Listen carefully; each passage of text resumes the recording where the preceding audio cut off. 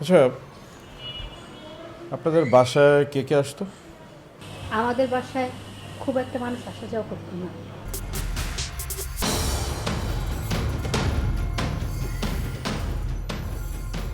আচ্ছা রুম্পা, আপনি বলেন তো আর কে কে আসতো বাসায়? কালু ভাই আসতো। কালু ভাই প্রায়ই আসতো আর বাবার সাথে অনেকক্ষণ ধরে কথা বলতো। আচ্ছা, ওরা কি বলতো? কখনো কি বুঝতে পেরেছেন?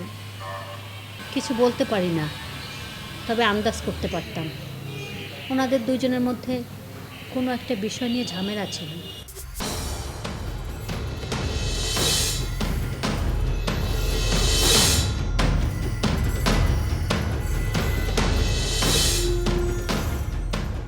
আচ্ছা, কি ধরনের ঝামেলা ছিল বলতে পারেন? কি যেন ওনাদের মধ্যে কথাবার্তা হতো যে এই এলাকার স্কুল কলেজ সব তার আন্ডারে, এই ধরনের কথাবার্তা। কলেজ থেকে ফিরে বাবাকে জিজ্ঞেস করলাম, বাবা উনি তোমার সাথে কি বিজনেস করতে চায়? বাবা আমাকে বললো, তোমার এত কিছু বোঝার দরকার নেই, তুমি শুধু মনোযোগ দিয়ে পড়াশোনা করো। আচ্ছা, আপনাদের মহল্লার রবিন সাংবাদিক, তার সাথে আপনার বাবার সম্পর্ক কেমন ছিল? রবিন ভাই একদিন আমাদের বাসায় এসেছিল, আমি গাছে পানি দিচ্ছিলাম আর কলিং বেল। আপা, আপা রবিন ভাইকে ধরেন, একমাত্র রবিন ভাই বলতে পারবে আমার বাবাকে কারা মেরেছে।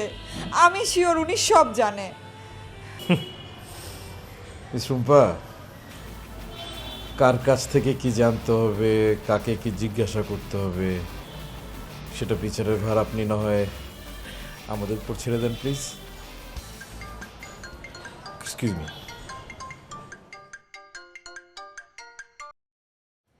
Hello, what? আচ্ছা, সাংবাদিক রবিন খুন হয়েছে।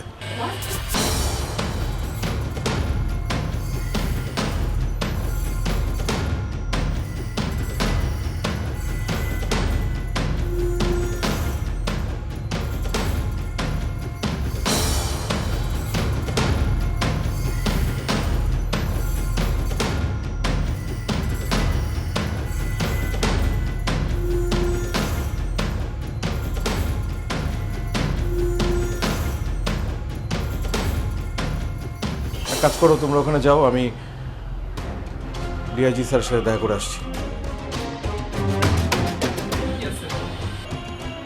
ঠিক আছে, দেখা হবে। হ্যাঁ, সব